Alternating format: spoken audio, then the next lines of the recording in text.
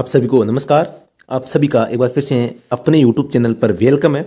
साथियों, आप सभी को पता है आज मैं ये जो पेपर सेट लेकर आया हूँ वो है आपके नीलिट जो ड्राइवर एग्जाम हुआ NIELIT NIELIT staff car driver, इसकी ऑफिशियल इंस्टीट्यूट है। यहाँ से ड्राइविंग स्किल्स के जो क्वेश्चन है वो आ गए हैं।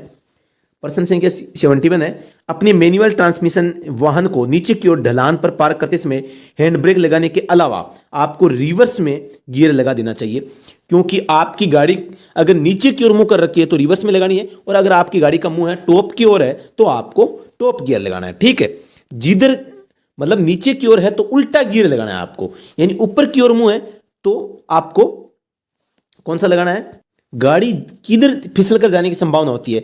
आपकी गाड़ी का मुंह अगर आगे की ओर है तो रिवर्स गियर डाल देंगे तो वो नहीं जाएगी। हमेशा आप ढलान में गाड़ी खड़ी करते हैं तो आपको हमेशा रिवर्स गियर में ही गाड़ी को करना है। ठीक है, हमेशा रिवर्स में नहीं करना है, इस बात का ध्यान रख।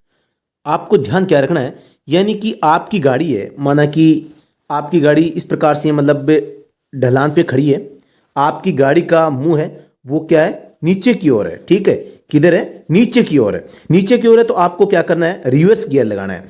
रिवर्स से क्या होगा कि ये आगे नहीं जाएगी। ठीक है, रिवर्स गियर पीछे चलने के लिए होता है तो ये आगे गाड़ी को नहीं जाने देगा। अब आपकी गाड़ी अगर इस प्रकार से है, यानी आपकी गाड़ी का मुंह ऊपर की ओर है और ढलान पीछे है, अब आप क्या करोगे, तो आप यहां रिवर्स नहीं डालोगे, आप यहां टॉप गियर डालोगे। टॉप या जो फ्रंट गियर होता है उसमें आप गाड़ी को छोड़ोगे। अगले प्रश्न पर बात करते हैं 72। ये चिन्ह दर्शाता है मध्य पट्टी में अंतर। ऑप्शन नंबर सी करेक्ट हो जाएगा।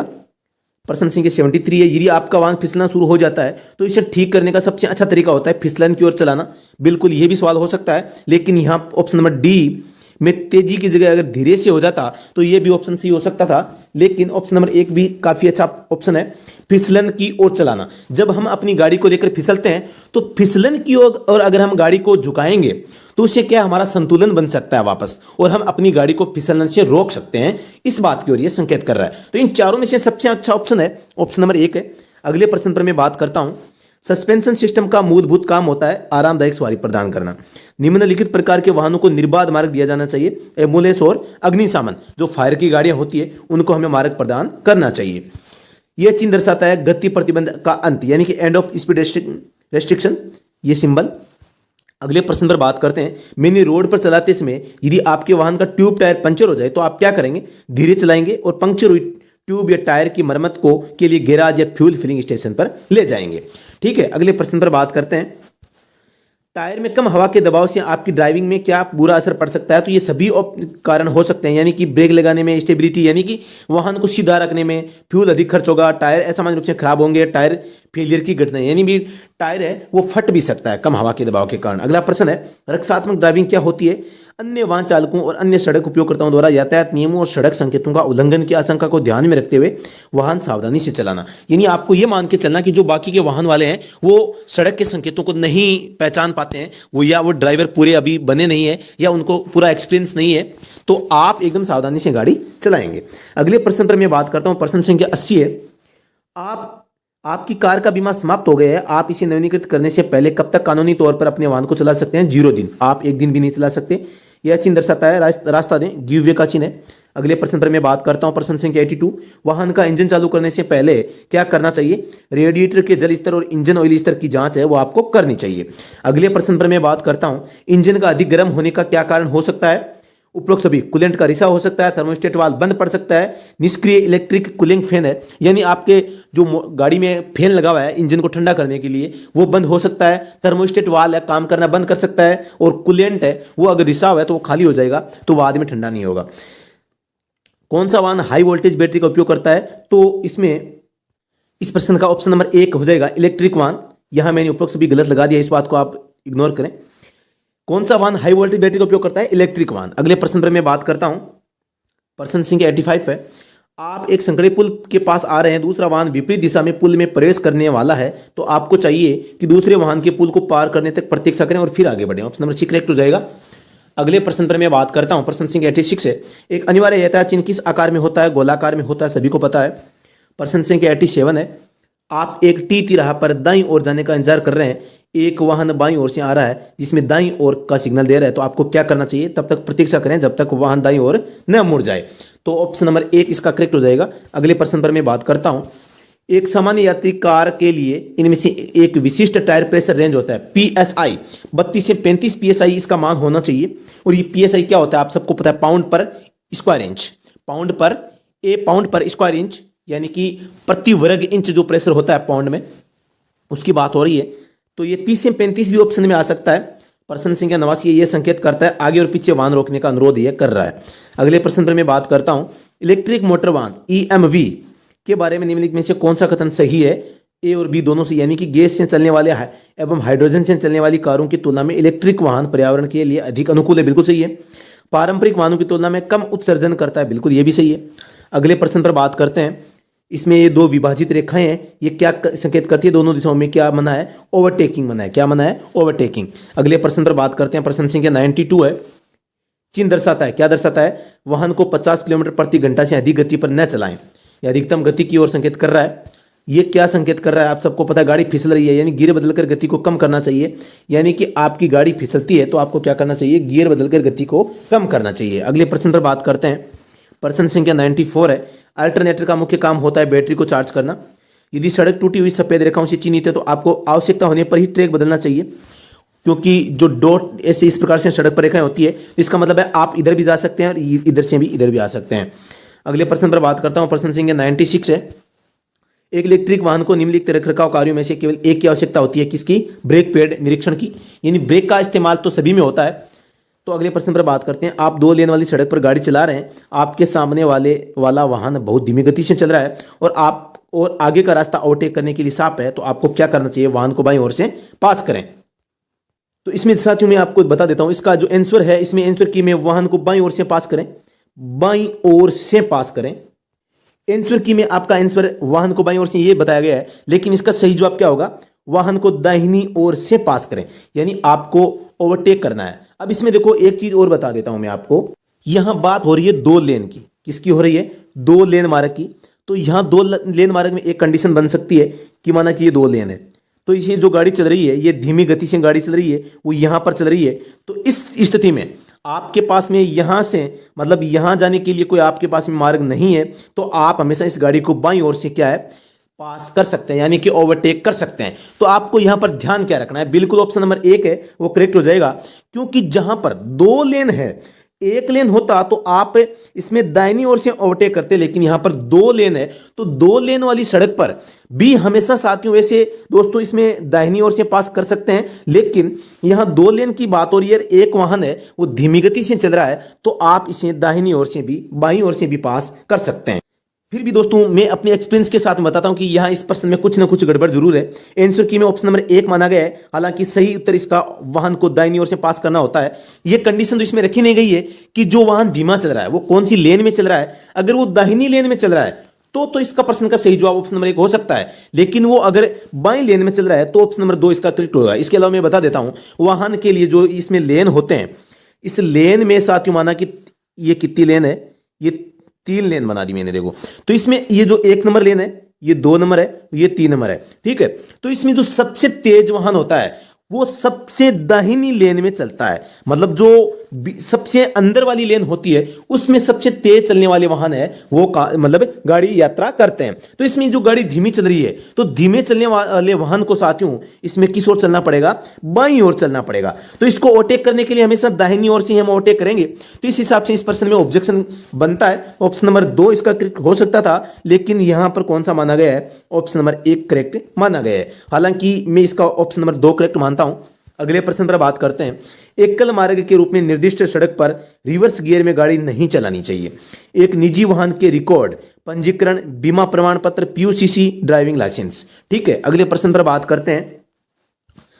यदि आप किसी अन्य वाहन को खींच रहे हो तो आप एक रस्सी का उपयोग कर सकते हैं जो आपके वाहन के पीछे से 5 मीटर से अधिक लंबी ना हो, यानी कि कम से कम आप किसी गाड़ी को टोचन करते हैं, टोइंग करते हैं, पीछे जोड़कर गाड़ी को ले जाते हैं, तो अधिकतम जो दूरी है वो 5 मीटर से अधिक लंबी रस्सी नहीं होनी चाहिए।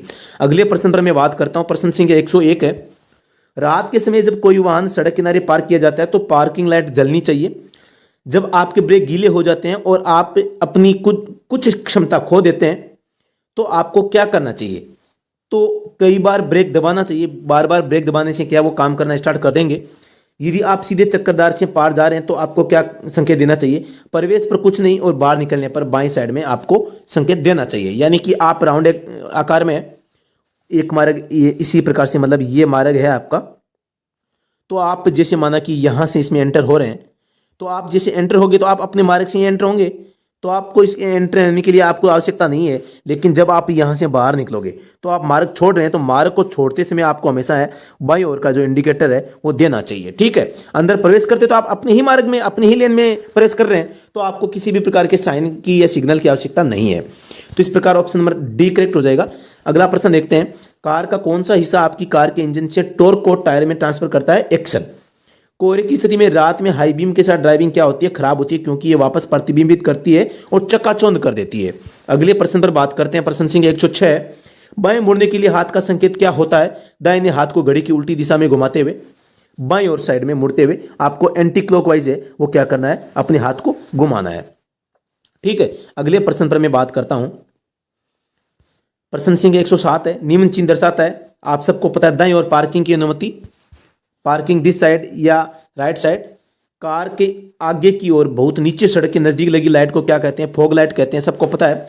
जो आपकी जो हेडलाइट होती है, हेडलाइट ऊपर होती है और जो फॉग लाइट वो नीचे होती है। सिंपल प्रश्न था। इंजन को ठंडा रखने में मदद करने के लिए जीवाश्म ईंधन चलित एलएमवी कार का कौन सा हिस्सा जिम्मेदार होता है? रेडिएटर होता है। अगले प्रश्न पर मैं बात करता हूं, प्रश्न संख्या 110 है, सार्वजनिक स्थान पर किसी अन्य स्थान पर विरोध या आंदोलन या किसी भी प्रकार की हड़ताल के निशान के रूप में एक परिवहन वाहन को छोड़ना जो कि जनता या यात्रियों या ऐसे स्थानों के अन्य उपयोगकर्ताओं के लिए बाधा या असुविधा का कारण बनता है, उसका ड्राइविंग लाइसेंस निलंबित या रद्द किया जा सकता है। अगले प्रश्न पर मैं बात करता हूं, इनमें से कौन सा पुलिस अधिकारियों को आपका वाहन जब्त करने का अधिकार देता है? वैध पंजीकरण नहीं होने पर। 112 नंबर प्रश्न है, रियर व्यू मिरर का उपयोग किया जाता है पीछे से आ रहे ट्रैफिक को देखने के लिए, सबको पता है। प्रश्न संख्या 113, मैनुअल ट्रांसमिशन जिसमें गियर होते हैं वो मैनुअल ट्रांसमिशन होता है वाली कार में गियर बदलने के लिए आप इनमें से किसका उपयोग करते हैं? क्लच का उपयोग करते हैं। अगले प्रश्न पर बात करते हैं, निम्नलिखित में से किस प्रकार का वाहन शून्य उत्सर्जन करता है? इलेक्ट्रिक वाहन। बिल्कुल सिंपल प्रश्न है, इलेक्ट्रिक वाहन से काफी यहां पर प्रश्न पूछे जा चुके हैं। आपके alternator, water pump, power steering, cooling fan को पावर करने वाले बेल्ट्स, वी बेल्ट्स और सर्पेंटाइन आपको कब बदलने चाहिए? जब बेल्ट चिकना, चिपचिपा, चमकता हुआ दिखता है, अत्यधिक दरारें, खंडन दिखाई दे या टूट जाता है। अगले प्रश्न पर बात करते हैं, फिसलन भरी सड़कों पर चलने के लिए सबसे अच्छी ड्राइविंग तकनीक होती है गियर घटाना। अगले प्रश्न पर बात करते हैं, प्रश्न संख्या 117 है, सबको पता है क्या है? ओवरटेक निषेध की बात कर रहा है। प्रश्न संख्या 118, हैंड ब्रेक का उपयोग कब किया जाता है? वाहन को जब पार्क करते हैं। अगला प्रश्न, कार में मफलर का मुख्य काम क्या होता है? शोर को कम करना यानी पोल्यूशन को। यह संकेत क्या दर्शाता है? ये ऊपर नीचे हाथ को कर रहा है यानी कि वाहन को धीमा करने की ओर यह संकेत कर रहा है। तो इस प्रकार दोस्तों इसमें 120 प्रश्न इसमें आए थे और काफी अच्छा पेपर आपका रहा होगा, ये मैं आशा करता हूं। आपके क्या स्कोर इसमें बन रहा है अपने कमेंट में जरूर बताएं कि आपके कितने नंबर बन रहे हैं। जो आपके नंबर बन रहे हैं उसके हिसाब से हम एक जो अनुमानित कट ऑफ है वो आपको बताएंगे। जल्द ही एक छोटा सा 2 मिनट का वीडियो आएगा आपके सामने जिसमें हम कट ऑफ पे डिस्कशन करेंगे। ज़्यादा लंबा वीडियो नहीं रहेगा, लेकिन अभी भी मैं आपका जो वोट है उसको काउंट कर रहा हूँ कि आपके कितने मार्क्स बन रहे हैं। कुछ दोस्त है वो सही अंक नहीं बता रहे हैं, तो अपनी ईमानदारी से अपने सही अंक है वही कमेंट में लिखें। तो 120% ये ड्राइविंग में फिर से बता देता हूं, ये नीलेट ड्राइवर एग्जाम का पेपर था। नीलेट ड्राइवर एग्जाम जो 31 अक्टूबर को हुआ था आपके, इसकी आंसर की आज जारी हो चुकी है, जिसको आप delhi.nilit.gov.in से इसे आप डाउनलोड कर सकते हैं। इसका लिंक डिस्क्रिप्शन मिल जाएगा। अगर आप किसी भी ड्राइवर भर्ती की तैयारी कर रहे हैं तो हमारे जो व्हाट्सएप ग्रुप है उसका लिंक आपको डिस्क्रिप्शन में मिल जाएगा, तो आप हमारा व्हाट्सएप ग्रुप ज्वाइन कर सकते हैं और हमसे जुड़ सकते हैं और हमारी जो लेटेस्ट अपडेट है उनसे उनका जो लाभ है आप तुरंत अपने मोबाइल में प्राप्त कर सकते हैं। तो साथियों अभी के लिए इतना ही, फिर से मिलते हैं नेक्स्ट वीडियो में। फिर से मैं बता देता हूं, अगर आप किसी ड्राइवर भर्ती की तैयारी कर रहे हैं तो साथियों हमारा एक मोबाइल एप्लीकेशन है स्टडी एट होम, आप इसे डाउनलोड कर सकते हैं और प्रत्येक भर्ती के लिए इस पर आपको ई बुक मिलेगी, सबसे सस्ती, सबसे अच्छी। यहाँ बुक, यहाँ नहीं तो कहीं नहीं। आप एक बार इसको विजिट करें और इसको देखें, समझें। अगर आपको कोई भी बुक परचेज करने के बाद में आपको लगता है कि जो आप बुक चाह रहे थे वो बुक आपको नहीं मिली है, तो आपको रिफंड पॉलिसी भी है हमारी, आप रिफंड भी तुरंत प्राप्त कर सकते हैं। तो किसी भी प्रकार से चिंता न करें, एक बार हमारी बुक है उसको उपयोग जरूर करें। देखें, समझें और उसके बाद में अपनी तैयारी को और बेहतर बनाएं। चाहे वो ड्राइविंग टेस्ट के लिए हो, चाहे लिखित परीक्षा के लिए हो, सभी प्रकार की बुक्स आपको यहाँ पर मिलेगी। तो हमारा जो मोबाइल एप्लीकेशन, इसका लिंक भी मैं डिस्क्रिप्शन दे रहा हूँ, तो आप वहाँ से ज्वाइन कर सकते हैं। कोई अगर आपको समस्या आ रही है तो आप इन नंबरों पर संपर्क कर सकते हैं। 8764188848 ये नंबर आपको आपकी सेवा के लिए ही चालू किए गए हैं, तो आप इनसे संपर्क कर आप अपनी समस्या का समाधान कर सकते हैं। अपना स्कोर कमेंट में जरूर बताएं। धन्यवाद। जय हिंद। लक्ष्य पाने के लिए सबसे जरूरी सही मार्गदर्शन, उपयुक्त संसाधन जिनसे हम अपना लक्ष्य प्राप्त कर सकते हैं, उसका उचित चुनाव सबसे जरूरी होता है। उसका चुनाव करना आप ही के हाथ में है। जांचें, परखें और सही संसाधनों का चुनाव करें। भारत का एकमात्र ऐसा ड्राइवर ऐप जो केवल सरकारी ड्राइवर भर्तियों की ही तैयारी करवाता है। अगर आपका सपना है सरकारी ड्राइवर बनना, करना चाहते हैं अपने सपनों को साकार, तो आज ही हमारे ऐप के साथ में जुड़ें। ऑनलाइन घर बैठे तैयारी हम करवाएंगे। भारत की सबसे बेहतरीन ड्राइवर बुक्स उपलब्ध है जो आपको अपने लक्ष्य तक पहुंचाएगी। अपने ऐप स्टडी एट होम पर ऑनलाइन कोर्स ज्वाइन करें, जिसमें आपको books, PDF, test, practice set, complete video lecture, हाथ से लिखे नोट्स, भारत के पिछले सभी पेपर जो आज तक हुए हैं, all India driver exam review book जिसमें आज तक आए हुए सभी प्रश्नों का संग्रह एक ही बुक में आपको मिलेगा। सरल भाषा, वाहन का तकनीकी ज्ञान जो आपको आसानी से समझ में आ जाए, हम कराएंगे। एक छोटा सा दांव आपको हमारे साथ खेलना है और हम अपने सपने को साकार है वो कर सकते हैं। विश्वास कैसे करें? पिछली ड्राइवर भर्तियों के पेपर देखें जिनमें हमारे कोर्स या बुक्स में से 95 से 98% तक प्रश्न है केवल हमारी बुक से आए हैं। तो फिर देर किस बात की? सहायता के लिए आप अभी व्हाट्सएप करें। नंबर है 8764188848। टेलीग्राम और ऐप का लिंक वीडियो के डिस्क्रिप्शन में उपलब्ध है। व्हाट्सएप ग्रुप का लिंक भी है, वो डिस्क्रिप्शन में आपको मिल जाएगा। धन्यवाद। जय हिंद।